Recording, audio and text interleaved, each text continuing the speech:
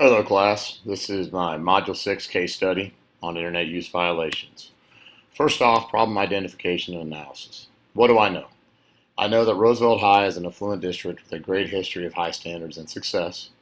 Miss Walker is in her second year of teaching and her classes are of high rigor and she is known as a very strict and demanding teacher, yet she is also very educated and very informed.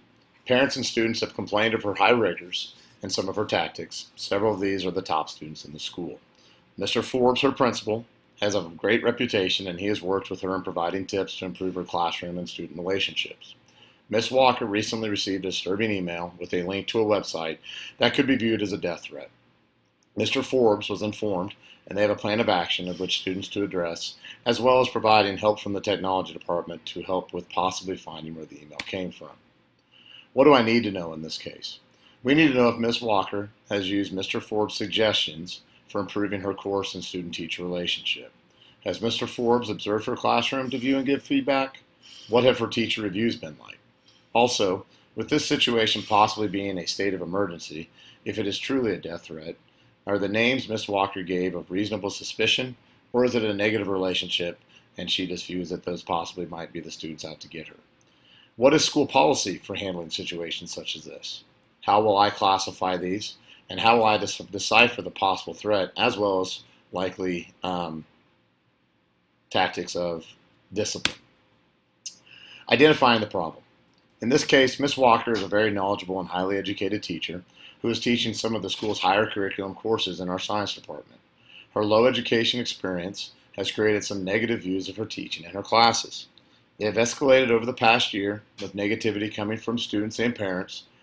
This has resulted in a derogatory website that was created about her that was either viewed as a prank or could be viewed as a legitimate threat.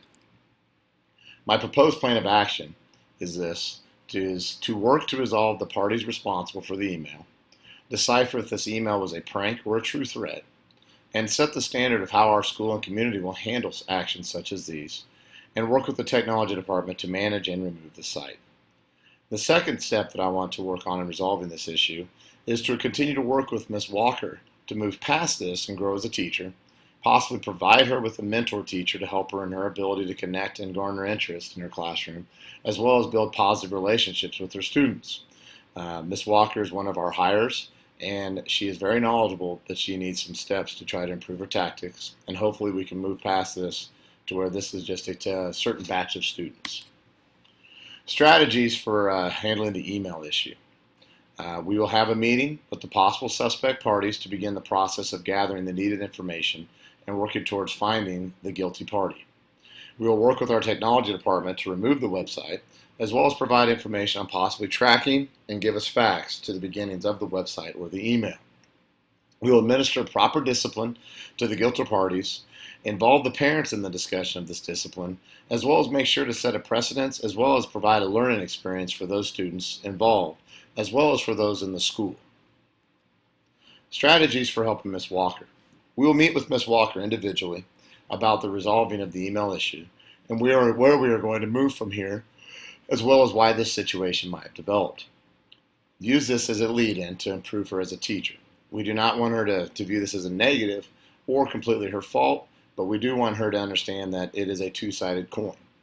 Provide her a positive feedback that this is an opportunity for her to work and implement the strategies we've been advising her on, and to have her view this as a challenge to improve her strategies as well as student-parent-teacher relationships.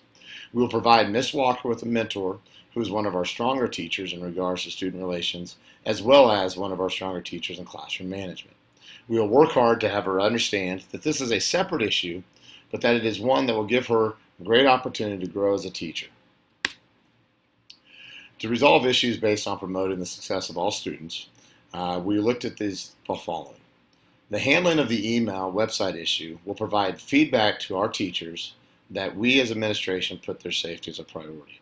It will also show that students that these actions are unacceptable and that this type of learning environment or treatment of people is unacceptable.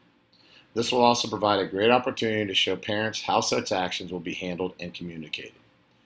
Ms. Walker will hopefully be rejuvenated after this situation to follow the advice of myself and administration and other teachers to improve and to work in connecting as a teacher. Her knowledge is of high level, so it is a great asset to our school and success by having her improve as a teacher and be able to relate this knowledge and still continue to hold our students to a high standard. We will also use this to develop and grow our mentor program in our school. This situation will provide a great example to other staff as to why we need continuous feedback, continuous teacher evaluations, and classroom observations to add and build our mentor program.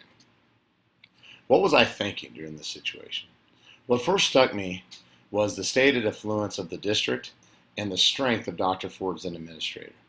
It was talked about the demographic of the students and the high reputation. Ms. Walker is a highly knowledgeable teacher who was hired into this district because of her high knowledge base, who was losing control of her classroom over time, and Dr. Forbes, I believe, was going to be able to develop her as a teacher.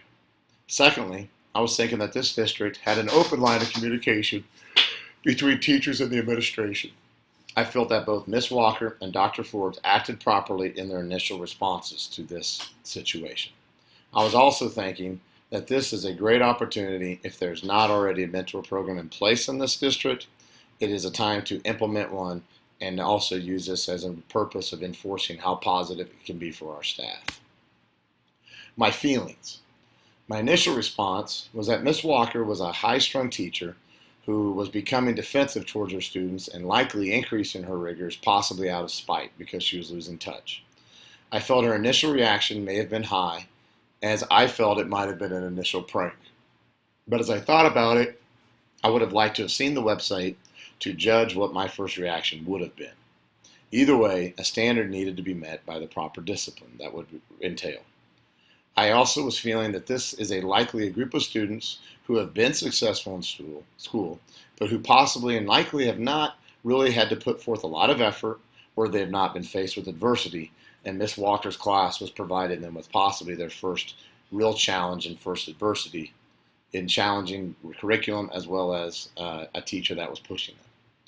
I also feel that this is a strong school with strong administration, and that this opportunity in this situation will help convey to Miss Walker how important she is to the staff, and that she continue to grow and connect with new students every semester. This likely is hopefully just one group, and every year we do get new students. My values. What was I valuing? I value a work environment where the staff can trust the administration to provide the proper support in regards to complaints, as well as proper recourse in all disciplinary actions, especially those involving school safety and staff safety. I value teamwork.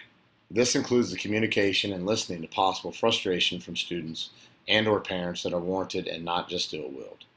I also value an environment that can grow from bad situations. All parties can learn and improve from this situation. Ms. Walker can be a great teacher still, and students can grow as well. The unresolved issues after this is handled. How was the website issue handled? Was the district able to take the steps to remove and diffuse the situation? Does the staff understand the importance of how the administration acted?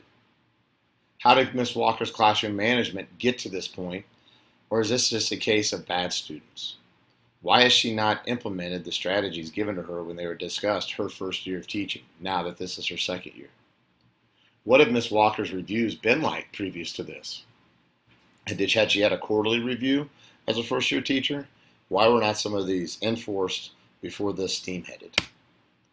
Reflections on the ISLC standards. Standard 5. Component 1. Demonstrates a sense of integrity and ethical behavior.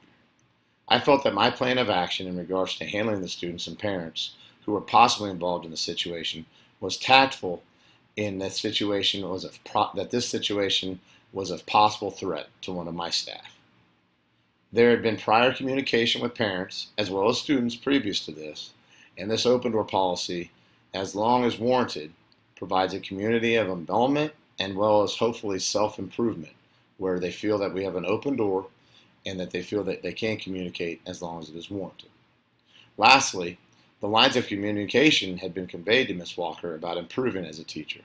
It shows she has a connection by being able to communicate with the administration and put her trust in them to handle this situation, and I apologize. Component 2. How do we treat people fairly, equitably, and with dignity and respect?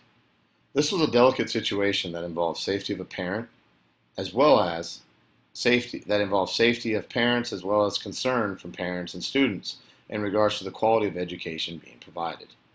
I feel that I acted fairly by having begun the process of hearing concerns previous to the situation about Ms. Walker's course, while also trying to improve the situation by educating Ms. Walker. In retrospect, the actions that of improvement should have been firmer to Ms. Walker. I acted with dignity and respect by working to calm Miss Walker in the process and to make her feel safe before going to bed, knowing it would be addressed first thing in the morning. Lastly, all the parties were treated fairly by not allowing just certain names to be listed, but by trying to find reasonable suspicion and following proper tasks of involving our technology department as well. The third component, how do we demonstrate personal and professional code of ethics? This was a dangerous situation initially. By not just accepting the name of Randy Franks as a culprit, but by deciphering, showed professionalism. It is an interesting situation where Ms. Walker was quick with that name, and you want to make sure that when you pull Randy Franks in, as well as the others, that it is there to gather information and not to try to place blame. By working to provide tactics and tips to Ms. Walker to improve as a teacher, this showed personal care to a teacher that was your hire. A good hire, knowledge-based, but who still need to improve as a teacher.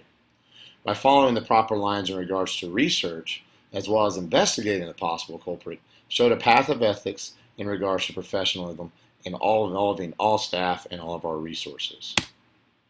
In conclusion, my view is that this is a situation to me that could have been dissolved over a year ago. The hiring of Ms. Walker is warranted and likely is a great hire. But by having or maybe not having a proper mentor program, this hindered her. By having a proper mentor program in place to advise her, as well as by proper reviews and implementation of proper teaching tactics, the negativity would have likely not had a chance to grow. This is still an opportunity since it did grow to this position. It is an opportunity as administration to convey to our students and our teachers that this type of treatment, this type of discussion is a form of bullying, and it will not be tolerated. We've been discussing zero tolerance, and I feel that zero tolerance is one that can be zero tolerance in certain areas.